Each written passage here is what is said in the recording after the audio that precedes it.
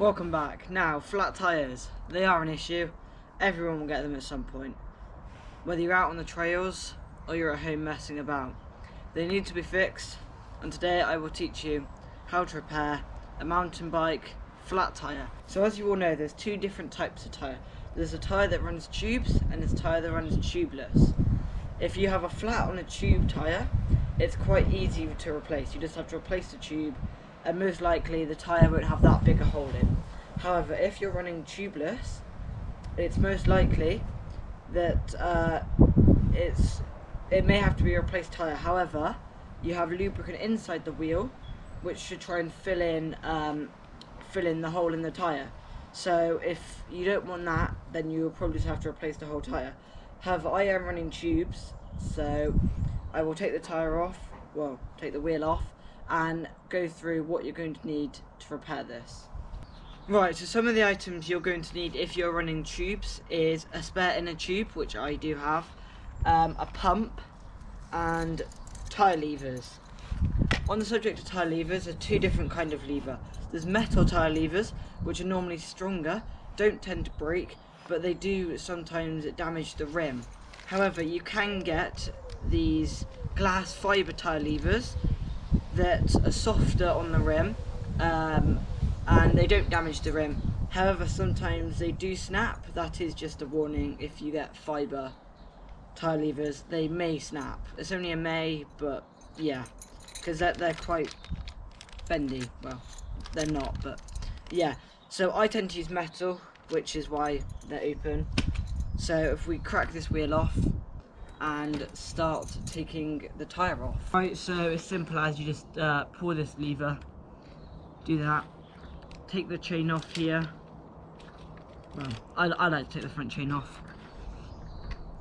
if it wants to cooperate with me today. And then the wheel should just pop out. So, one thing to take in mind when doing this is go careful of the disc brake. The disc brake can puncture the tyre, and that would not be too good, because then you would have to replace a bit more than just a spare inner tube. So the first step you want to do is just take off the cap and release all the air pressure out of the tyre. So you want the tyre, the inner tube completely flat.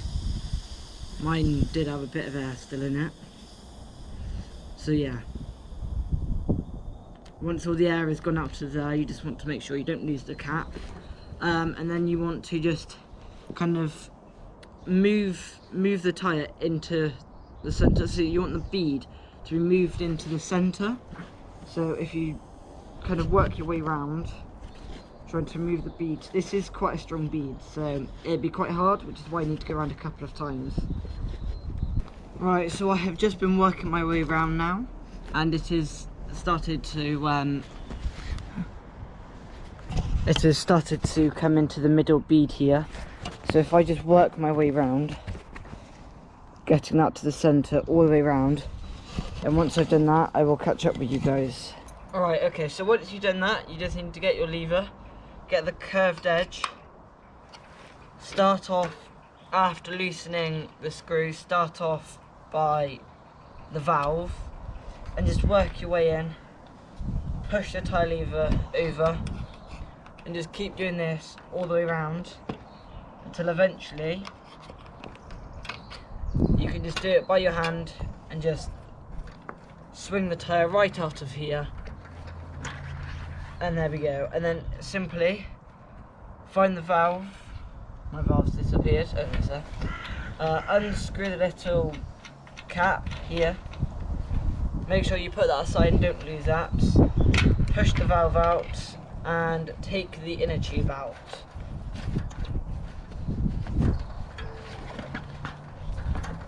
Simple as that.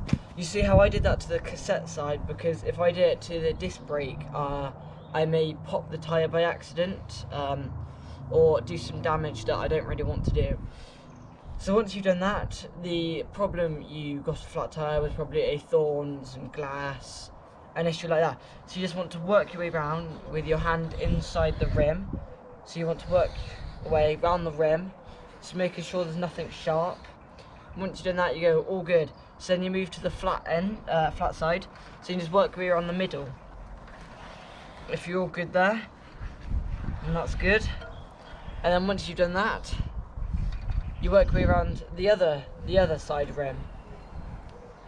And that was all good for me. So yes, I feel like I might be leaking out the valve. That may be another issue. So sometimes it may have popped a bit there, and it's just leaking out the valve, which I think is what my instance is. So I need to get my new inner tube. I need to unscrew the two pieces and pump it up a bit. So I'll catch you guys once I've pumped it up. Right, so I've pumped my inner tube up just enough now. You don't want to go too much, just nice and easy on it. And you want to start off by getting your valve and putting it into the valve hole, which mine is over here.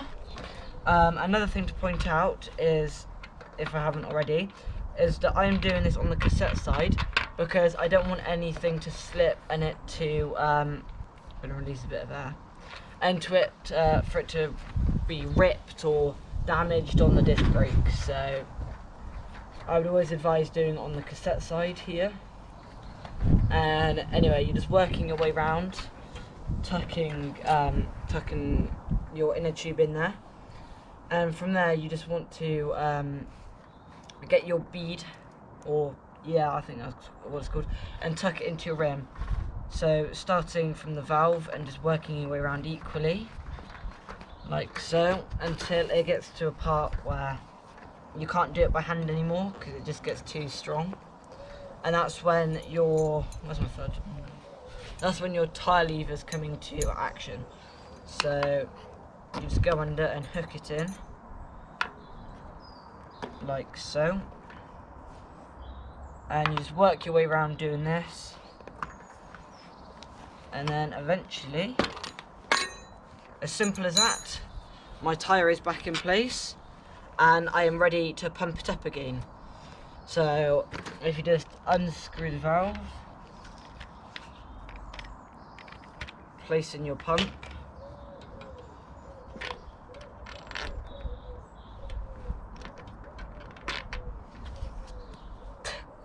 after you screwing your little adjuster widget, whatever they're called, just to make sure that the valve can't come loose, and then you can do this.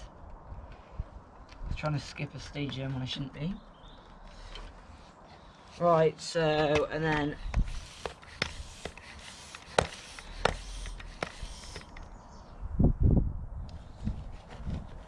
this isn't on properly here.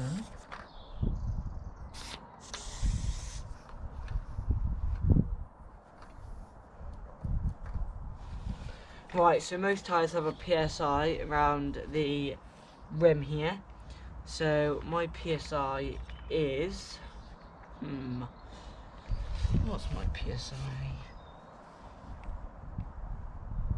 Ooh, mine doesn't have it.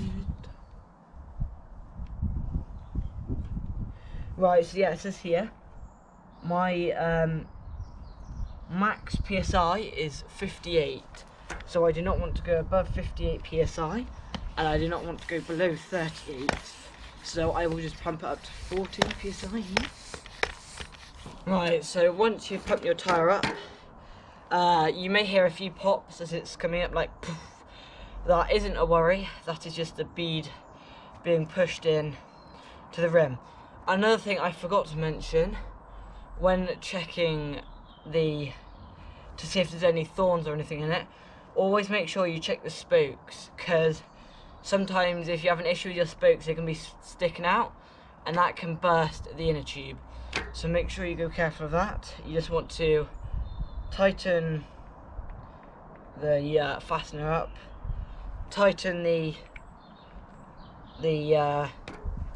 valve that stops the air coming out, and just put your cap on. And once you've done that, you've got a good to go wheel, and then you can just simply go ahead and put it back into the bike. So yes, so you just want to make sure that I must be in a really high gear here. You just want to make sure that your disc lines up with your brake pads. Loosen it as touch. A bit more. And there we go, it's nicely in. Tighten your wheel up to a good tightness. And then, that's not tight enough. And then you can fasten it down. And then all you need to do is just connect your chain back up.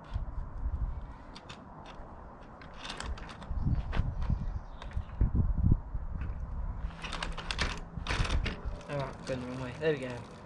And your bike is good to go. So that is just simply how to change an inner tube if you get a flat tyre.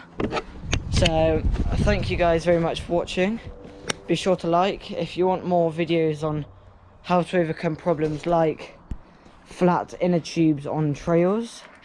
Be sure to comment down below and subscribe. Thank you guys very much for watching. Good night.